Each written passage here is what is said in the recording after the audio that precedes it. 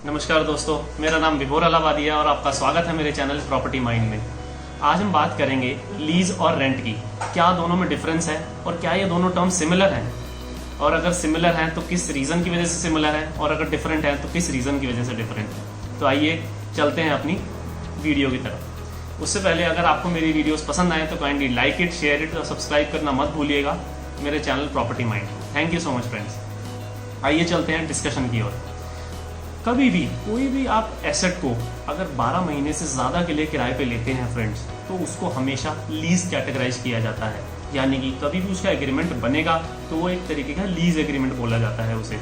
और कभी भी किसी भी एसेट को अगर आप 12 महीने से कम के लिए लेते हैं तो उसको रेंट एग्रीमेंट बोला जाता है। आइए देखते हैं दोनों के क्या क्या एग्जाम्पल्स हैं।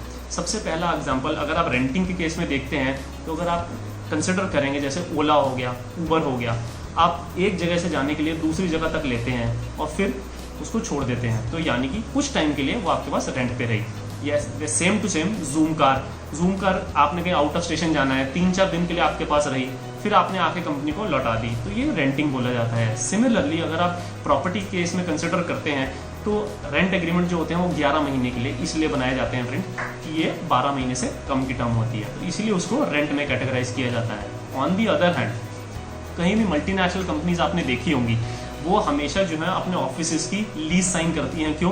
क्योंकि वो 3 साल, 6 साल, 9 साल, 15 साल की लीज साइन करती हैं। तो ये डिफरेंस होता है दोनों में, और ये बहुत ही बड़ा मेजर डिफरेंस है।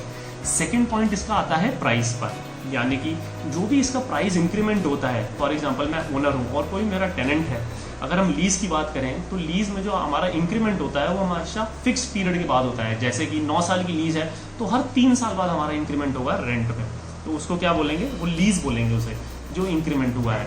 ऑन दी अदर हैंड अगर रेंटिंग की आप बात करते हैं तो इसमें जो होता है बहुत ही फ्लेक्सिबिलिटी होती है। आपने अक्सर देखा होगा कि ओला का प्राइस जो है अभी कुछ और दिखा रहा है, 5 मिनट बाद कुछ और दिखा रहा होगा, तो बहुत ज़्यादा फ्लेक्सिबिलिटी है। ऑन दी अदर हैंड कई बार हमने ये केसेस भी देखे हैं प्रॉपर्टी का, अगर आप मैटर देखते हैं तो उसमें हमने अक्सर ये देखा है कि कई बार लैंडलॉर्ड्स जो होते हैं वो टेनेंट्स को कह देते हैं, या एकदम अचानक से वो बोल देते हैं कि आपने रेंट बढ़ाना पड़ेगा, अदरवाइज आप खाली कर दीजिए। तो यहाँ प्रॉब्लम्स आती हैं और इसीलिए जो होता है इसे रेंट एग्रीमेंट बोला जाता है। और यहाँ पे जो प्राइस है इसकी फ्लेक्सिबिलिटी होती है। ऑन दी अदर हैंड अगर आप लीज में जाते हैं तो वहाँ सिक्योरिटी ज़्यादा होती है, सिक्योर होता है, पता होता है कि 3 साल बाद ही पड़ना है।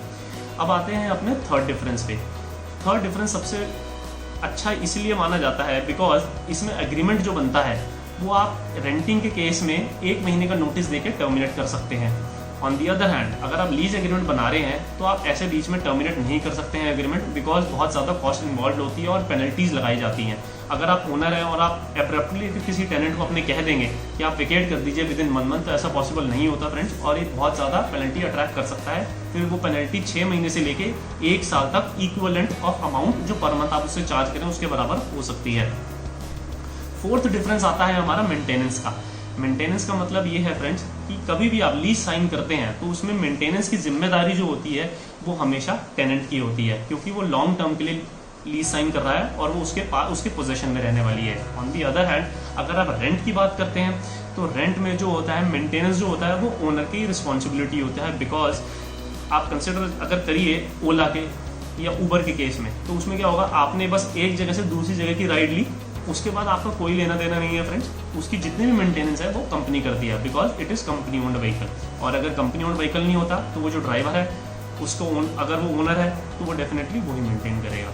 तो ये थे हमारे मेन पॉइंट्स और डिफरेंसेस लीज और रेंट में।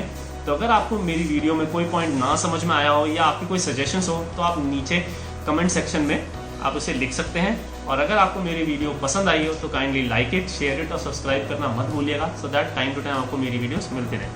Thank you so much friends.